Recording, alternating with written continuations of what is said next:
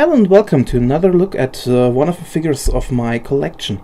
Today I want to take a look at Kotobukiya's Dark Angel Olivia from the Shingeki no Bahamut or Rage of Bahamut game.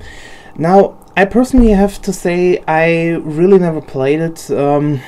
I never was interested in this game specifically, but what piqued my interest of this one were all the illustration and pictures from the characters that were used in the game, and so this is a figure I solely have because I absolutely adore the design of the figure itself.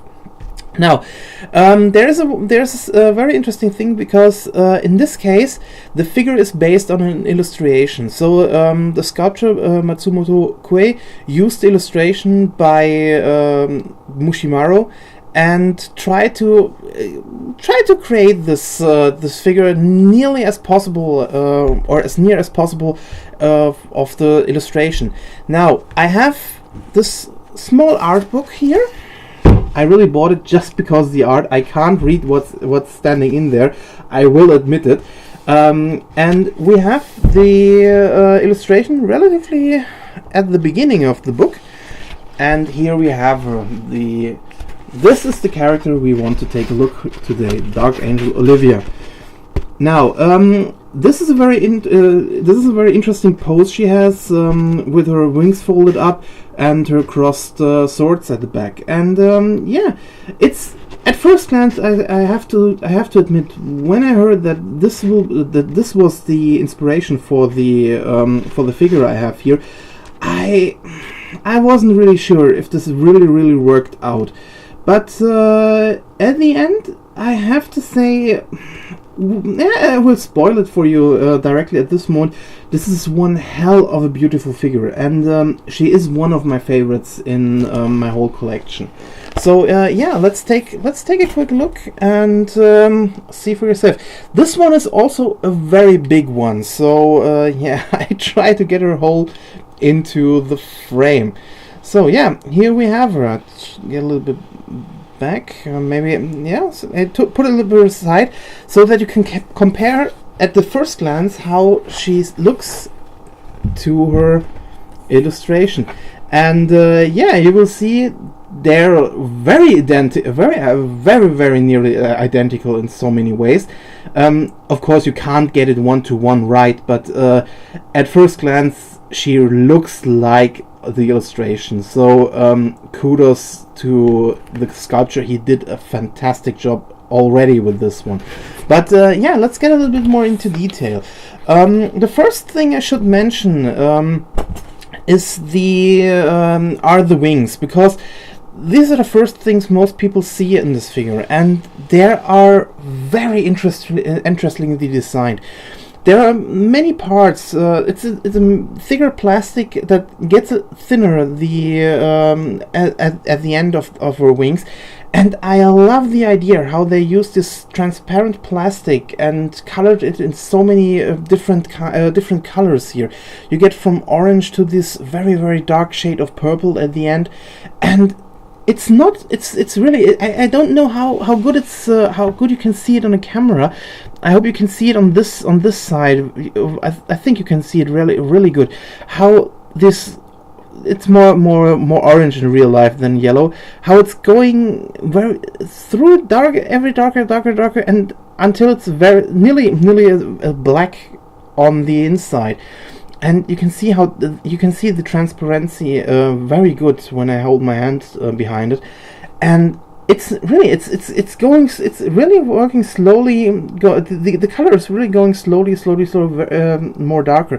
It's not just the color just stops and the next color starts. They're really going smoothly into each other. They're really great. Also, the details on the feathers themselves. You can see it slightly on the camera. I think it's good that it's transparent because you can see all these small grooves in there, and it looks really fantastic. It's sad that the camera can't really show how good this really looks. But the next part, and that's the meat of the whole figure, is it's herself.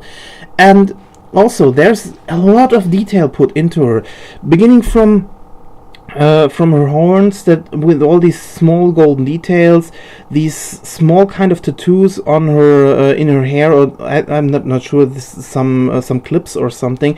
It's also some little bit on her side.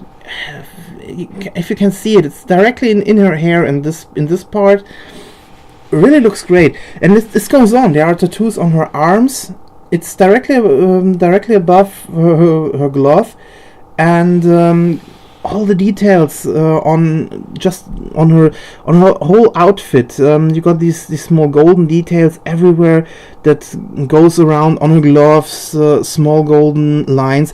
They are really painted nicely. There's not a splooge or something like that to see here, and really all the small details on her armor parts, or here around the waist, the translucent plastic around here, and it looks like small beads with golden details in them, and it's loose. I really love this one. I love how all these all her hair are just going around her whole body in this case, and this doesn't stop here. It really goes down. Her I love the way it's a little bit hard to see. Also the boots, very detailed in so many ways, and also the hilts of her sword. It's a little bit, again, it's sadly very hard to see, but there are a lot of details put in there.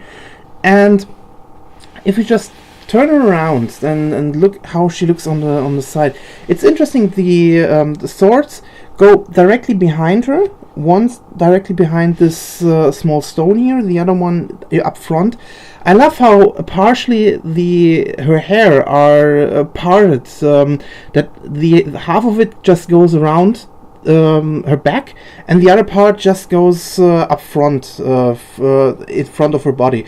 It really looks fantastic in this way. Also, the swords that aren't the same swords. She really has two different swords, and if you look closely, you can see that even here the hilt is a little different than this one.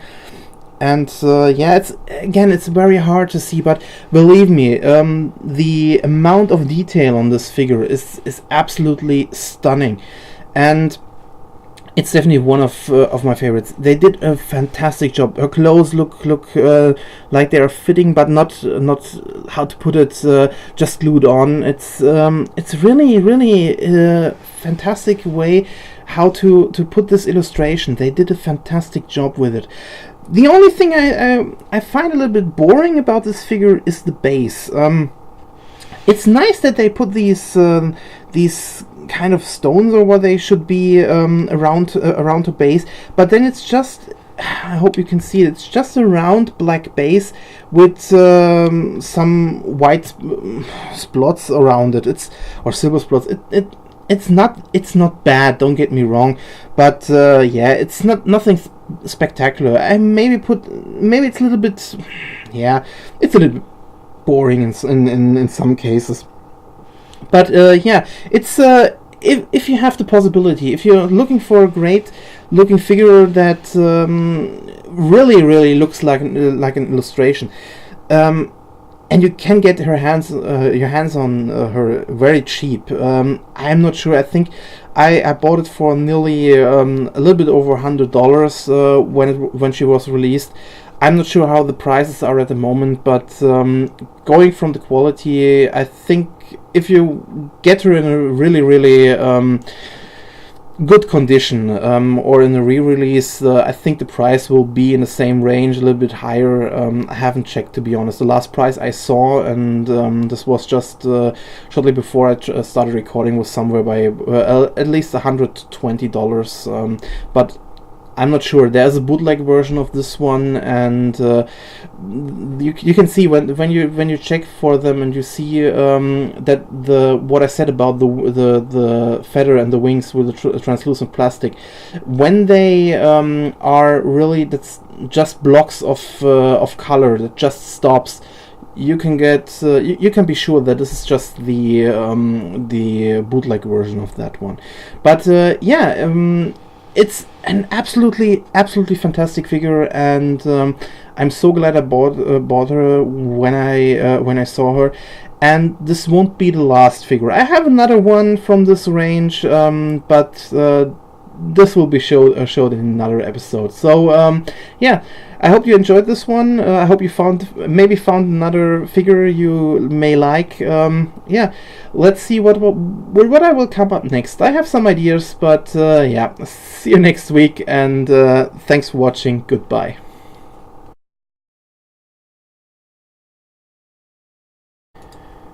Hey, what's this? An extra bit at the end.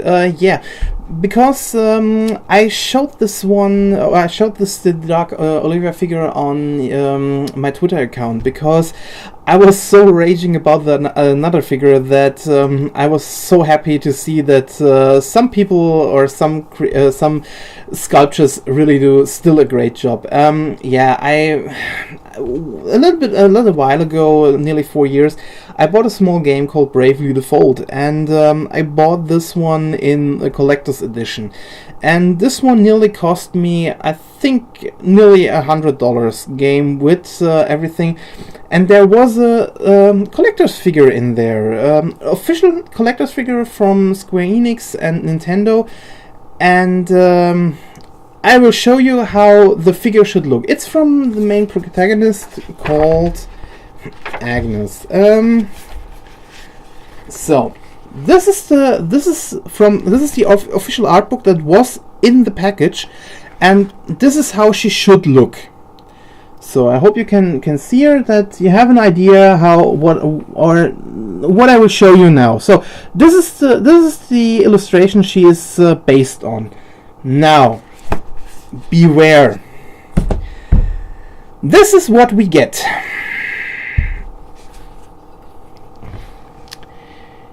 Yeah, I don't know what to say. At first glance you might think, okay, she doesn't look that bad, but believe me, I will try to get her face in the camera that you can see what I mean. Yeah, she doesn't look like this, like the illustration I just showed you. Yeah, it's very, very interesting. The colors are totally wrong. Her face looks like some translucent plastic was melted with something else. There are all splooges around where the painting should be, and her hair just looks like a big blob, nothing really interesting. And yeah, everything, even on here, if you turn it down, everything is just one big block. It doesn't look like a very, very good figure, to be honest. Why? How is it possible that a big company like Nintendo and Square Enix makes something this butt ugly? I'm not sure how good this looks on camera, but believe me, this is absolutely horrendous, and I just wanted to show you this one before I destroy it. I put it somewhere in the bag of all my boxes. I just wanted to get this one out of the way. So yeah, thanks for watching, and goodbye again.